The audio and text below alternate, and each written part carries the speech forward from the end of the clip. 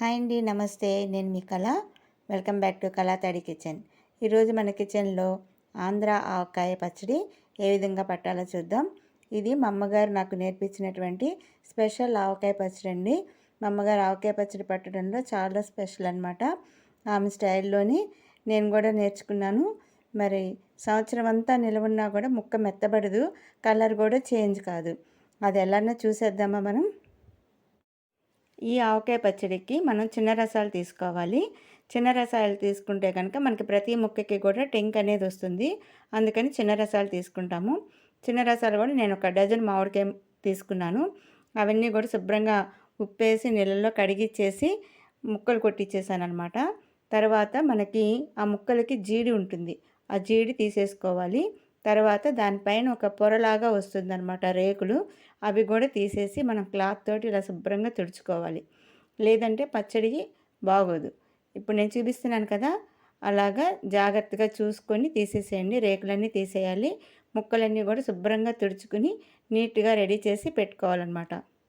నేను 12 కాయలు ముక్కలు కొట్టిస్తే నాకు 1/2 లీటర్ కొలత ఉండేటటువంటి లోటాతోటి 9 లోటాల ముక్కలైనవి అనమాట. వాటిని బెషన్కి తీసి ఉంచుకున్నాను.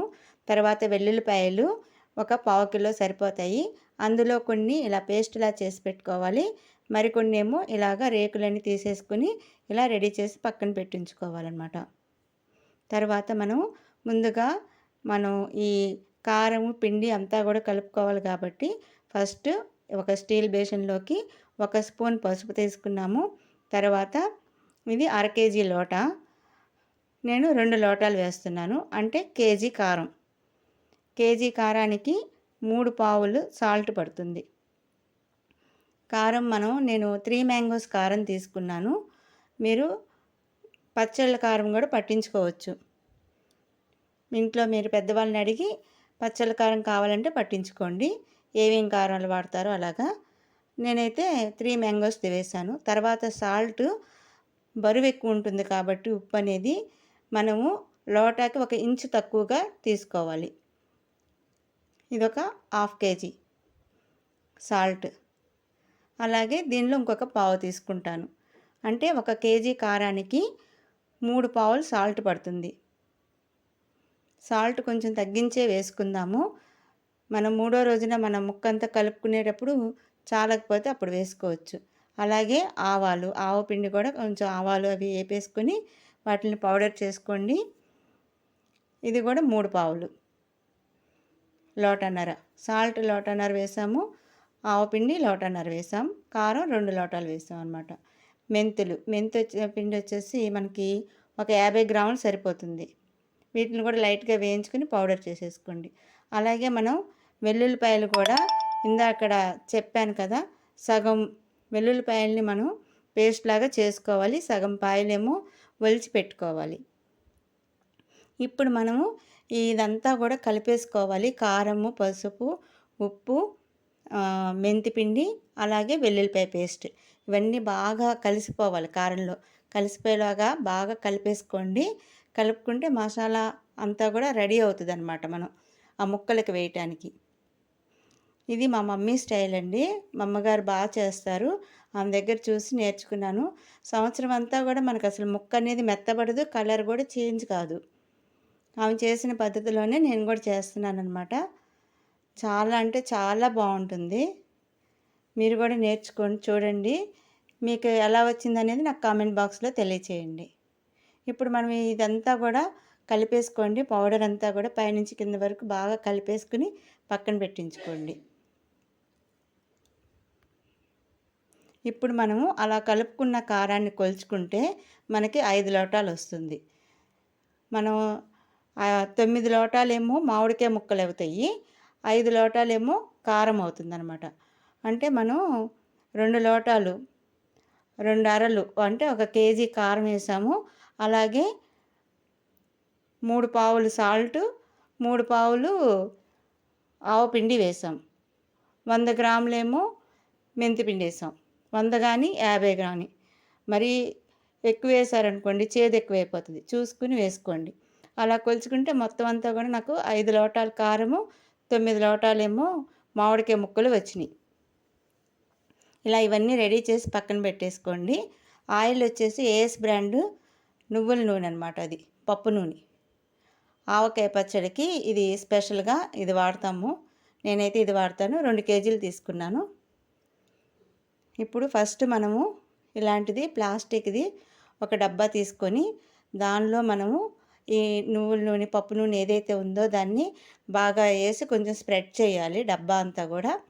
స్ప్రెడ్ చేసిన తర్వాత ఇప్పుడు నేను చూపించే ప్రాసెస్ చాలా ఇంపార్టెంట్ అండి. ఇలా చేయటం వల్లనే మనకి ముక్క సంవత్సరం అంతా నిల్వ ఉంటుందన్నమాట, మెత్తబడదు అసలు. ఇలాగ ఫస్ట్ నువ్వుల నూనె, పప్పు నూనె వేసేసి కలిపేసిన తర్వాత డబ్బాకి ఫస్ట్ ఒక లేయర్గా మనము మామిడికాయ ముక్కలను వేసుకున్నాం. వేసుకున్న తర్వాత దీనిపైన మనం ఆల్రెడీ మొత్తం అంతా కలిపేసుకున్నాం కదా, కారం, పసుపు, ఉప్పు, వెల్లుల్లిపాయి, మెంతిపిండి ఇవన్నీ కలుపుకున్న ఈ పౌడర్ ఏదైతే ఉందో దాన్ని ఇంకొక లేయర్గా పైన స్ప్రెడ్ చేసుకోవాలి. ఈ విధంగా వేసేసుకుని ఆ ముక్కలు కనపడకుండా వేసేసిన తర్వాత ఇప్పుడు మనము ఆల్రెడీ ఒలిచి ఉంచుకున్నటువంటి వెల్లుల్లిపాయలను కూడా ఒక లేయర్గా వేసేసుకోవాలి. ఇలా వేసుకున్న తర్వాత దాని మీద పైన అదంతా కొంచెం తడిచే విధంగా ఆయిల్ని, ఈ పప్పు నూనె ఏదైతే ఉందో అది మొత్తం వేసేసుకోవాలండి. అలాగే ఈ ముక్కల్ని మళ్ళీ పైన ఒక లేయర్ వేసుకోండి.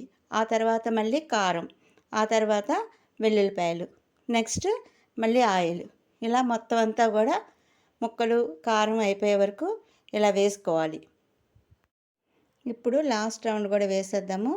పైన ఒక లేయర్ మామిడికాయ ముక్కలు, తర్వాత ఈ మిగిలి ఉన్న కారం కూడా వేసేద్దాము. ఇలా చల్లేసేయండి. చుట్టూ పైన అంతా ముక్కకి పట్టేలాగా అంతా కూడా ఇలా చల్లేయాలన్నమాట బాగా. ఇలా చల్లడం వలన ఏమవుతుందంటే ఆ ముక్కలో ఉన్న పులుపు అంతా కూడా బయటకు వస్తుంది. వచ్చి ఈ కారంలోకి అది మెల్ట్ అయ్యి ముక్క టేస్ట్ వస్తుంది. ఆయిల్ ఇప్పుడు మళ్ళీ వెల్లుల్లిపాయలు వేసేసి ఆయిల్ కూడా పోసేయండి. నాకు 1 కేజీ ఆయిల్ పట్టేసింది ఇలా వేయటానికి. తర్వాత ఇంకొక కేజీ దాంట్లో సగం కూడా పోసేస్తున్నాను నేను. అంటే మొత్తం ఇప్పుడు కలిపేటప్పుడే నేను 1 కేజీన్నర ఆయిల్ పోసేసాను. పోసి కలిపాను, ఇలా ఉంచేసాను అనమాట. ఇలాగ మనం 3 రోజుల పాటు దీన్ని ఉంచేసి 3వ రోజు ఉదయాన్నే చక్కగా ఇలా మూత తీసి కలుపుకుందాం. చూడండి ఎలా ఉందో. ఆ ముక్కలో ఉండే పులుపు కూడా బయటికి వచ్చేసి ఈ కారము, ఆయిల్, ముక్కలో పులుపు అంతా కూడా ఊరిందనమాట. ఇలా ఊరిన తర్వాత దీన్ని కింద నుంచి పై వరకు బాగా కలుపుకోవాలి. బాగా చక్కగా అంతా కూడా రౌండ్గా కింద నుంచి పై వరకు ఆయిల్, కారము అంతా కలిసేటట్టు బాగా కలపండి. ముక్కకు చూసారా కరెక్ట్గా సరిపోయింది. మనం వేసిన కారం కూడాను, ముక్కలు, కారము, ఆయిల్ ఎంత బాగా మెల్ట్ అయి ఉన్నాయో. కలర్ కూడా చూసారు కదా. ఇంకా మనకి ఇయర్ ఎండింగ్ వరకు కూడా మనకి ముక్క కలరు కూడా ఇలానే ఉంటుందండి. మా మమ్మీ మాత్రం చాలా బాగా పెడతారు. ఆమె దగ్గర నేర్చుకున్నాను. నాకు కూడా అదే కొలతలతోటి అలాగే పర్ఫెక్ట్గా వచ్చింది. మీరు కూడా చేయండి, మీకు కూడా ఇలానే వస్తుంది. ఇలా కలిపేసుకున్న తర్వాత మనం ఇంకా ఒక 1/2 కేజీ ఆయిల్ ఉంచాం కదా, అది కూడా దీనిలో పోసేసుకొని మనం జాడీకి కానీ ఒక కంటైనర్స్లో ఎయిర్ టైట్ కంటైనర్స్లో కానీ తీసేసుకున్నామంటే చక్కగా మనకి పిల్లలకి హాస్టల్లో ఉన్న మనకు తెలిసిన వాళ్ళకి కానీ దూరాన్ని ఉన్న వాళ్ళకి కానీ ఎవరికైనా కూడా పంపించుకోవచ్చు. చాలా టేస్టీ అండ్ యమ్మీ ఆవకాయ పచ్చడి, ఆంధ్ర స్టైల్ ఆవకాయ పచ్చడి, మా మమ్మీ స్టైల్ ఆవకాయ పచ్చడి రెడీ అయిపోయింది. ఎంజాయ్ చేసాం మేము. మీరు కూడా ఎంజాయ్ చేయండి. మీకు ఎలా వచ్చిందనేది నాకు కామెంట్ బాక్స్లో తెలియచేయండి. మీకు ఈ వీడియో కనుక నచ్చినట్టయితే లైక్ చేయండి, షేర్ చేయండి. అలాగే నా ఛానల్ సబ్స్క్రైబ్ చేసుకోండి. Thanks for watching my video.